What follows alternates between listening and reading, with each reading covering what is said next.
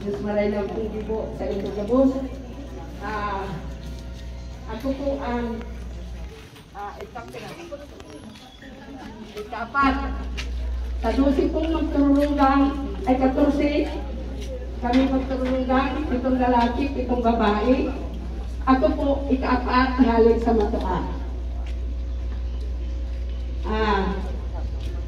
Masasabi ko po na kan kami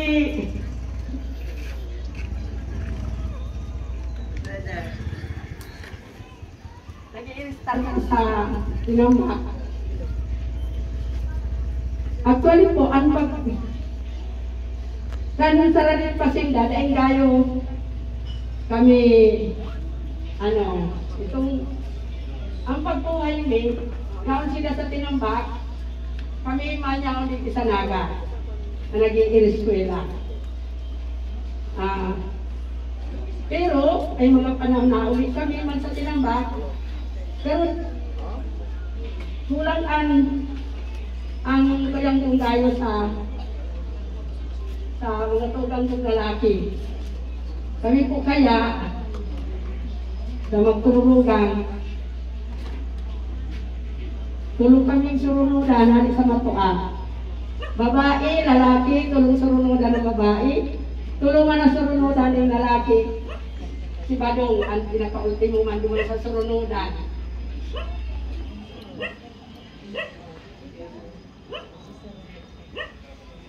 Sabi ko nga kan high school siya. Ano ay ako? Ordinaryo nga na. Aki. Kaya lang nga sabi ko, nagdaratula kami di sa Naga, sindayaw sa tinambak. Pero kung sinda mag-high school, yaong pa man ko di sa Naga nag-i-style, nag-i-reskwela man sinda, di sa Naga, pero madali sa Naga. Di ba nung kaya Hello? Istorya ko na ni Nida, dahil niya araw. Kung dahil ko naka-istorya sa iya. 7 bulan yan.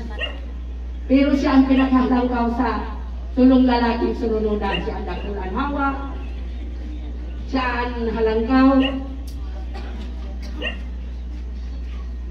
At mag-apply siya sa Kasureko, dahil ko na makalaog.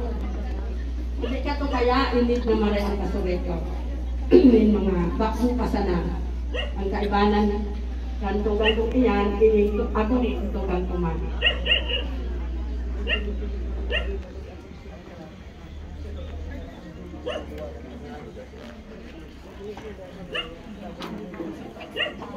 Palibasa po, may naagong na ako nga ang Manigdisanaga.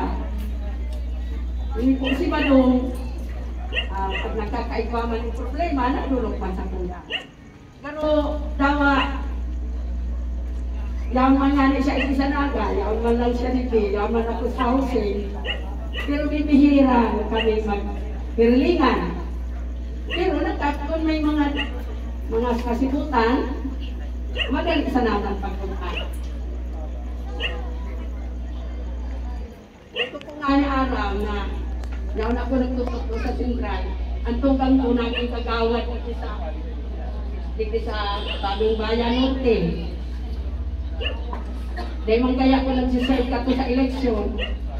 Pagkaaga pag-eskwela ko, sinadaw ko yung bugadang iyan na naging kagawad. Ito pala si tugang ko, yan ang sinadaw.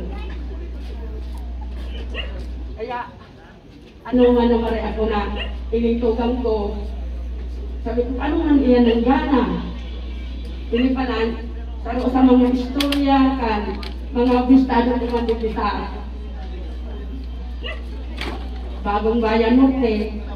Pinipalan tugang ko sarong masinabang manatao. Totoo man ang God. Dahil tugang ko ang masinabang. Lalo na kung manunungod sa kayang trabaho, dahil may na nagduduwa-duwa na mag-extend lang sa iyang tabang sa tao. Kaya siguro po nagayan kagala. At ko talaga una makita siya pag-bisita sa Tagumpayan. Nagpapasalamat po ako na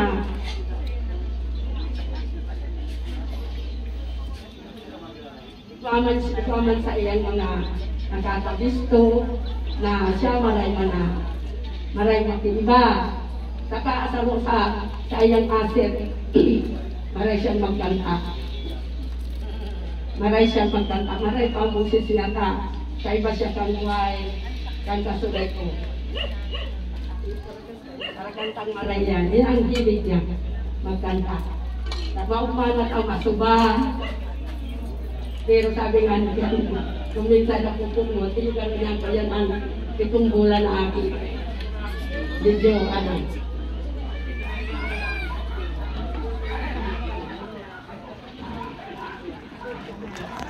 Karong ang permiman niya sa kunagahagad ng tabang, lalo naman dito sa iyang mga akit, sa iyang gagos sa mga akit niya, lagi ko pong eskwela dyan sa Naga Central School. So, ang sabi ko nga ni katong pag-share ko ni katong mga nakainong tabanggi, di sa mga akit niya, na karon sa gusto ko punta sa iya, na makaaramin ko na siya yaon sa nag-ay na bigtihan ko siya sa arang nila. Iba ko sa iyang imbitar na gusto ko man siya makabalik sa sakuyang linalakawan na komunidad sa simbahan. Kundi siguro niya po nagsayong matagain pa man itinugod ng Diyos na mag-ibas ako.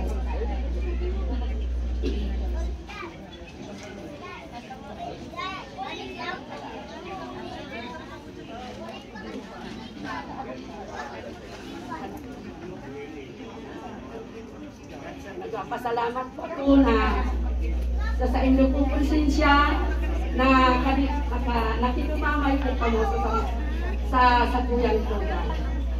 Salamat.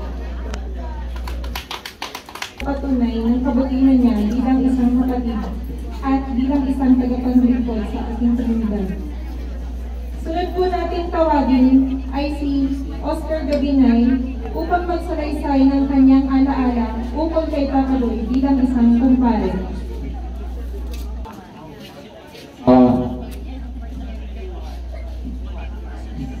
Good evening po sa Gabos. Bibig lang po sasabihin ko. Tagalog ako pero at ako ng higit na bigo. Pag-home ko po si Padre Badong, kasama po kami ng medyo mahaba-habang panahon din. Ang masasabi ko lang ay Padre Badong, isang napakabuting tao, napakataba ng puso, at kahit anong sabihin mo sa kanya, hindi siya marunong buminte. Hindi ko siya marunong. Sa totoo lang, inaasahan ko na nakaspas siya kasi niya. Gusto kong makasama siya muli sa aming kasiyahan, sa pag-iinom sa kantahan. Pero kailangan po natin tanggapin na inuwaan na po siya ni Lord. Kaya lahat po ng mababait, yun ang inuuna ni Lord. Kaya sabi ko sa miss ko, ayoko na magpakabait. Pare Goy, Pare Badong, maraming salamat sa kabaitan mo, sa pag-usama mo, sa pagmamahal mo sa mga bata. At sa iyong mga apo, sa aking mga apo. Maraming salamat po. Magandang gabi. Maraming nabang taga-boss. Ngayon naman po ay pakinggan natin kung ano rin po ba si Papa Doy bilang isang kaibigan. Anyayahan po natin ang ating mahal na kagawad na si Honorable Rick Dodong Reyes.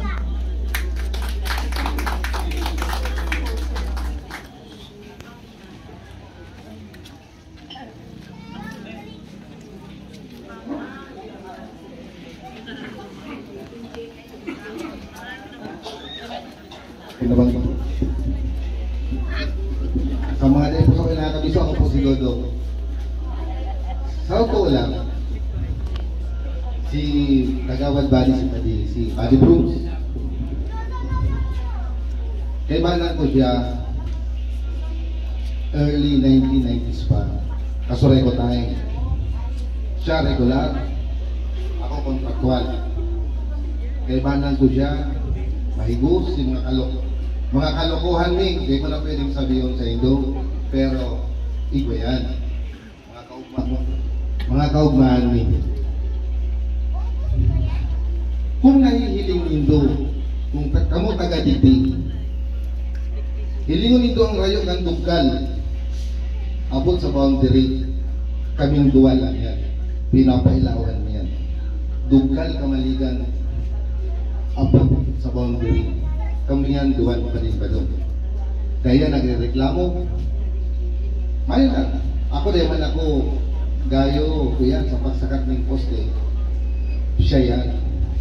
Iyan ang higos niya. And 2002, lagi kami magkasabay na maging kagawad ng Bagong Bayan Norte. Sabay kami kaya. And duman ko na hiling sa iya kung anong klase siya. Bako bilang amigo, kundi bilang saruman na kagawad. Kaya nagkapangaram. Pero sa trabaho, okay. Kung nakatandaan nito, gabos na Bagyo Idiyo, si Say ang naiirot na lang pailawan. Bagong Bayan Norte. Pag nag-igwala ng kuryente ang backbone line, ang Bagong Bayan Norte, may kuryente na yan. Si Pading Badong yan. Kaya kami nagtutugot na dapat ang Bagong Bayan Norte perfect na iingot. Daw nga ni katong bako na kami kagawad. Bako na akong kapitan, bako na siyang kagawad. Nagbagyo. Kaming duha mangyari sa Ibanan. And nahiling ko, naradyo pa. Naradyo pa na ano nga pa nagtagbang ang kuryente. Nalampasan ang Bagong Bayan Sur. Nalampasan duman na Santa Cruz. Anong nga ang Bagong Bayan, Iguana? Si Pading Badong yan. Iyo yan siya. Iyan ang sayang pagiging kagawad.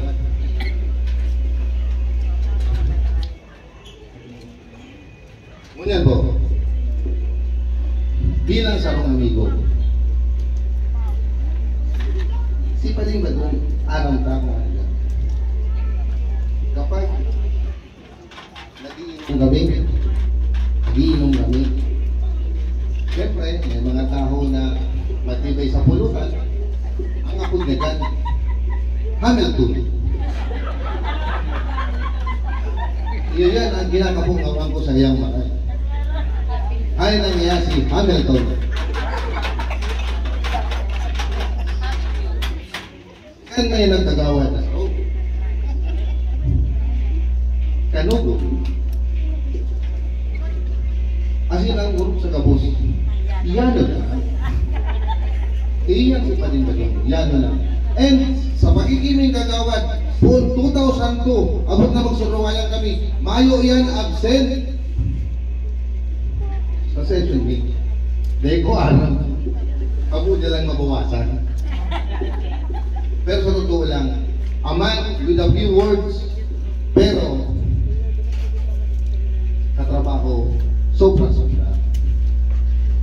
Muna po, sa samuyang pamilya, sa barangay officials, muna, ayaw din na kay Remanan mi, ipinapaabot din ko sa Indo, ang samuyang paibig lumamay, ning udok sa buod. Dahil nakulang kawaran na maray samuya, si Pading Badong, si Buddy Brooks. Padangat ni siyang marami. Asin na samuyang pamilya Reyes, ang pagpaabot ni po, ni paibig lumamay sa pamilya. Salamat kong maray na. And, ikumusta mo na lang kami sa mga nail sa muya na nagpaaram naman asin magiging ang gyara kita duman, ipapadalos ka ang Satuyang Iriban. Salamat po sa inyo, and Bading-Badong, I love you, my friend.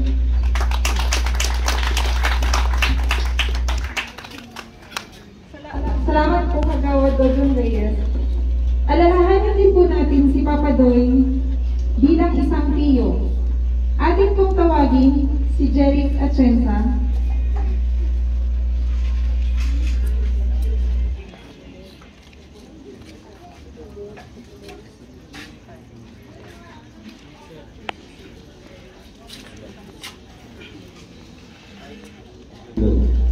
Good evening po sa Gabos. Pinapabot ko po sa kami na Chinsa po, pinapabot ko ang pakikilamay sa pamilya Brigada naging mother. Ako po ang maswerteng tao na ipadap ni Papa Doy. Siya po ang nag-motivate sa kuya na mag-classing, magtapos. Hanggang sa makatapos ako ng best criminology. Saka naging bonafide member kang PNP. Saro po siya sa kuyang naging inspirasyon. Sa kuyang pag-classing kasi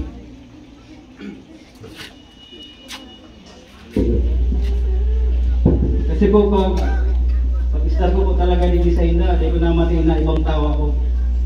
Lalo na po sa mga kapitsinsanan, mga salon. Talagang namati ko po na wintok talaga sa tinda. Kaya di ko po sinayang ang pagkakataon na tinausap ko kang Diyos.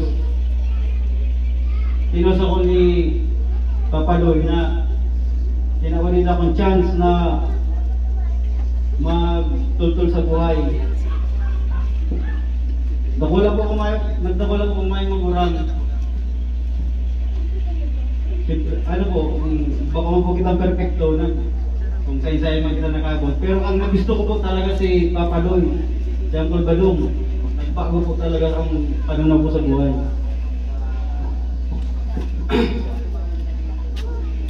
Idol ko po siya sa pagiging public servant na dati po siya barangay Kagawad. Pag tarong apod lang, what? Putol si wire. Automatic tulos yan. Kaya duman ako duman po na motivate sa sarili ko na gusto ko man maging public servant sa ibang paagi. Kaya nag-take ako na yung case criminology. Nag-klase.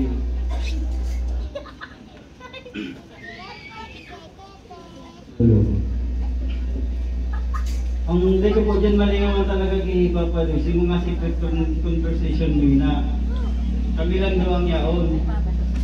Kaminsan, inadalan pa ako kaya yung kape, hindi sa taas.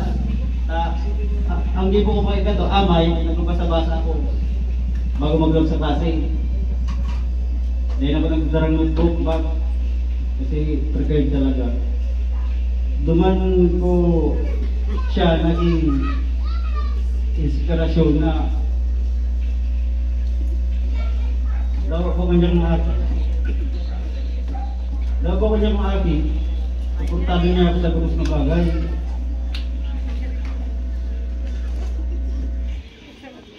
Pero na po si si Mother, si Madam.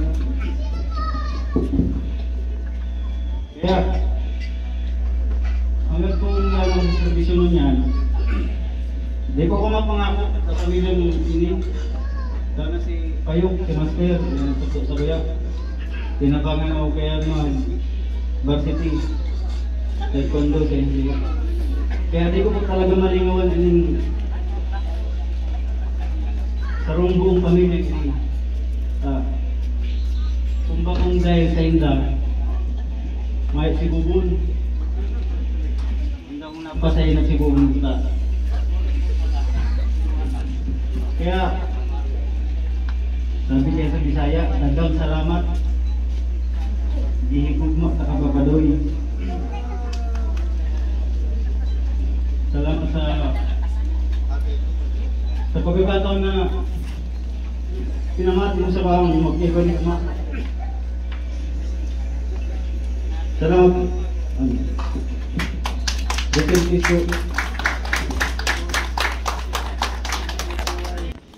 Bago po natin ipagpatuloy ang ating pag-alaala, ay hayaan niyo pong ibahagi namin ang inihanda namin na video tribute para po kay Papa Joy.